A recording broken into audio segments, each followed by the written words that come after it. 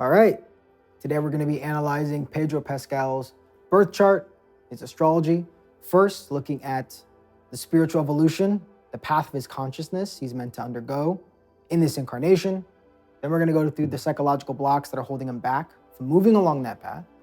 And then finally, we're going to go to the alchemy, the transformational process I would recommend to him if he was one of my clients. So as always, we start off with the best part, which is the astrology, right?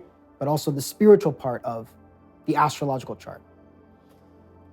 So we have the South Node and North Node, Ketu Rahu. This is the path of our consciousness. The Ketu, South Node, represents our past lives, our past karmic patterns and debts, but also our karmic comfort zone, meaning the part of the chart that has been developed over many lifetimes. For Pedro, that is Gemini. Now, we don't know what house it is because we don't know what time he was born, unfortunately. We work with what we got. So we start off with Gemini. When you have somebody like Pedro who has South Node, Ketu in Gemini, you have somebody that is very skilled, has a mercurial energy to him, very proficient, comfortable, right? Experienced in Mercury things, but in particular Gemini. Gemini is all about exchanging. It's a social sign. It's an air sign, but it's Mercury, so it's a social Mercury sign. All about communication, right? Skills, abilities, development, personal development, but development of skills, being able to be articulate, communicate certain things, to understand things using discernment, being able to parse out information and retain information. And also, most importantly, it is interacting with other people. Sharing of ideas is what Gemini represents, okay? And Mercury, out of all the planets, is the actor. So Pedro has come into this incarnation already skilled in acting. He already has that background. It was probably something that came to him at a young age where he was just naturally proficient at it because of that Mercury. He's going to be very well-versed in Mercury things because of that Ketu South Node.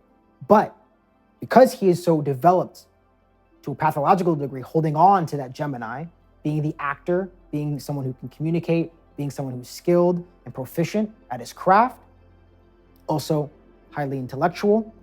Because of that, he needs to develop and balance out his karmic energy in the North Node, Rahu house, or in this case, the sign, because we don't know the house. That's going to be Sagittarius. Sagittarius, the opposite of Gemini, which is all about small incremental steps, learning the skills and abilities to move you forward, where Sagittarius is the vision. It is the long-term goal, the long-term purpose that moves you forward. It is the target you are aiming for, okay?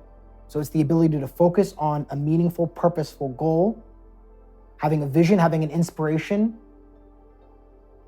that comes from your soul internally, the self. It's a fire sign, Sagittarius, so it's all about the self. You're moving from social, air, Gemini, to fire, self, Sagittarius, being more individualistic in his purpose, finding that coming from within as opposed to without. So it's a lot more inward development as opposed to outward interactions and exchanges. And you have the North Node in Sagittarius and the South Node in Gemini. So that's pretty simple, right? Pretty straightforward. He may or may not be doing that, who knows, to be honest, but we know that he is an actor. We know that he has a certain presentation. So let's go into how he would be able to move along that path, that spiritual evolution, more efficiently, easier, smoother, and better. Cravings. So based off of his chart, there's no planet with the North Node, but the closest planet is going to be the moon. And we have a moon, North Node or Rahu conjunction, but in this case, strong influence, because you always want to look at the closest planet to the North Node to see which planet it's influencing the most, in this case, the moon.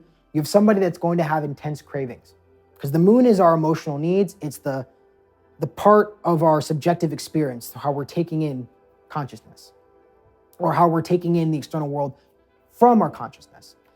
And whatever planet Rahu, the North Node, is influencing, it's going to amplify that. It's going to make it an intense, almost pathologically hungry degree. It's going to intensify that planet artificially. So Pedro is most likely going to have intense cravings, intense emotional needs. Now, we don't know what outlet he's using that. It can manifest in many different ways: alcoholism, sex addiction, shopping a lot, certain perversions, right? So we're not going to go too deep into assuming what exactly he's craving intensely. We could assume because the moon is an emotional planet that wants to connect with other beings, it's probably going to be emotionally connecting with other people. And that could be, in a more platonic way or non-platonic way. But he's going to have intense cravings, intense desires. And because of that Rahu there, that north node near his moon, he's not going to be as well versed at inhibiting himself, being able to hold himself back from overindulging in those cravings.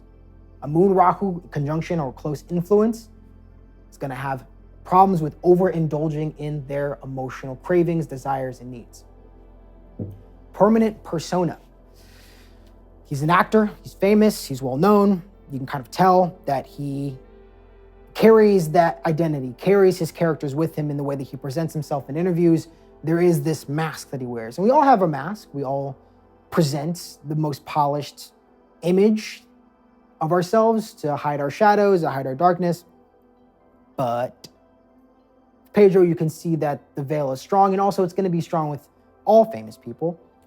But because of Pedro's South Node in Gemini, because he's so naturally good at acting, inherently. Not everyone's so, even actors on average are not as good. He's very talented. He's able to carry that with him, that character with him, and say what he knows he needs to say to get people to react the way he wants them to. He wants that social validation. He wants that social approval.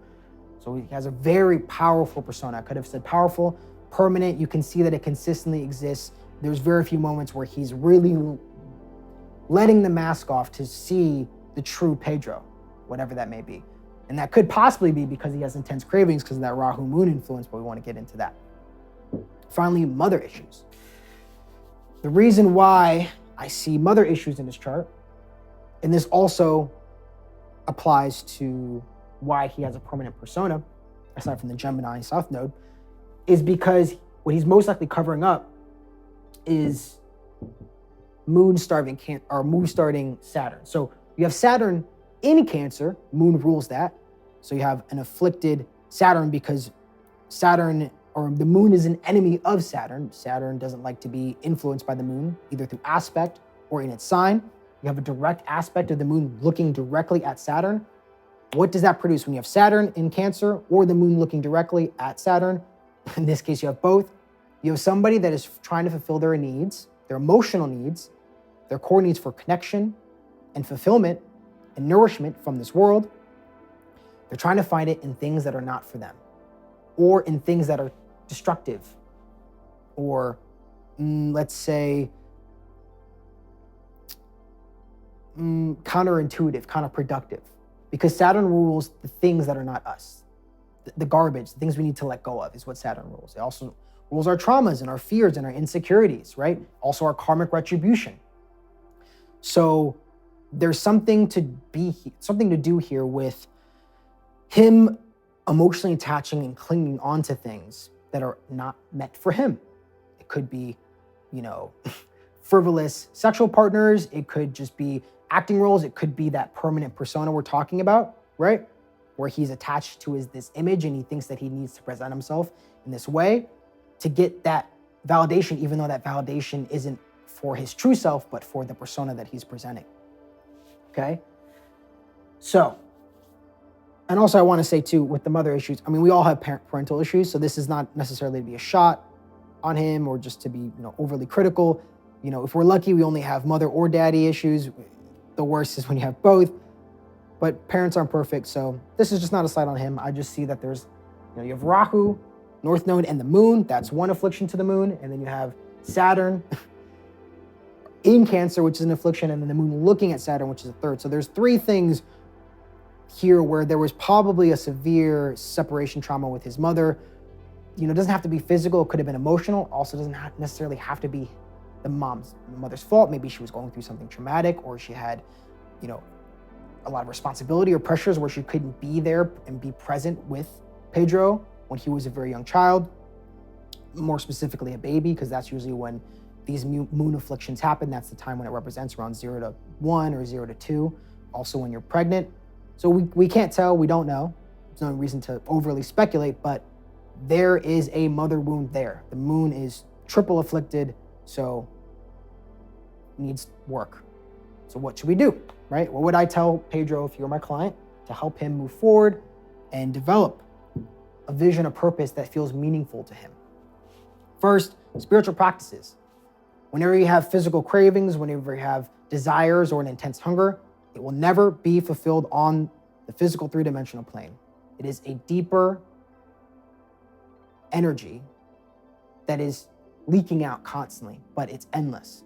So what you need to do is spiritual practices or learn transmutation, taking those cravings and directing it towards something that is transcendent, that is more permanent and endearing, and brings longer lasting fulfillment, more of a Jupiter fulfillment as opposed to a Venusian fulfillment, which is more based off of the physical, tangible, three-dimensional space. It could be anything, with this, you want to just choose a spiritual path that aligns with you. So for Pedro, if he aligns with Christianity, Judaism, Buddhism, Hinduism, paganism, Wiccan, I don't care. But it's just something that where his mind and his being is devoted to something that is beyond this plane and not devoted to getting his next fix or getting his next, craving fulfilled in the short term. Internal exploration for permanent persona. This also could be shadow work, because anyone who has a strong persona, a very solid, pristine image, it's like porcelain. It's going to be easily shattered. It can be disintegrated in a second. It also means it's going to cast a very dark, solid shadow.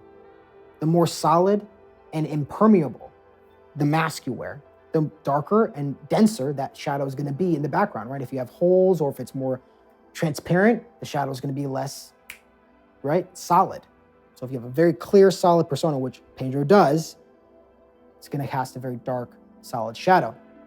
So shadow work, inner exploration, just learning about what he is hiding. He needs to understand what he is hiding behind that persona. Now, I'm sure he has some awareness of it, but I think that I've seen times where he seems to be really believing what he's presenting, what he's selling, and probably not fully aware of what is beneath the surface, really deep in his shadow. And so shadow work, inner exploration, going inside himself, I would guide him and we would work on the parts of himself that he is very skillfully and intelligently hiding behind that pristine image he has crafted for himself in the public space. Finally, inner mother. Pretty straightforward, right? So our parents are inside of us, whether we like it or not. Healing your relationship with your external parents is not your responsibility. If you can do it, amazing. 2 birds, 1 stone. If you cannot, because they have their own karma, they have their own bullshit, fair enough. Don't force them to spiritually evolve or to reach peace and forgiveness when they're not ready. Their souls will do it at their own leisure. But for you, you don't have to wait for them. You don't have to wait for your external parents to get their shit together. You go inside of yourself, you've internalized your inner mother, your inner father, or your inner caretakers, and you work with that part of yourself. So I would guide him, work with his inner mother, see what he did not receive from this part of himself, see his true feelings about his inner mother, the amount of space, how he feels in his body, the things his inner child didn't get from his inner mother. And you work on that to give the inner child what wasn't received, to heal that perspective, that relationship with the inner mother, and move forward without having that baggage and not trying to fulfill the emptiness inside of yourself, because you're going to have that emptiness wherever Saturn is. You're going to have a level of emptiness in whatever sign it's in, having that emotional vacancy in his heart, in his chest, where Saturn is. So there's probably going to be some grief there for him, heavy chest. Anyway, appreciate your time. Would love to hear your opinions. Also appreciate a like and a subscribe if you wouldn't mind. Cheers.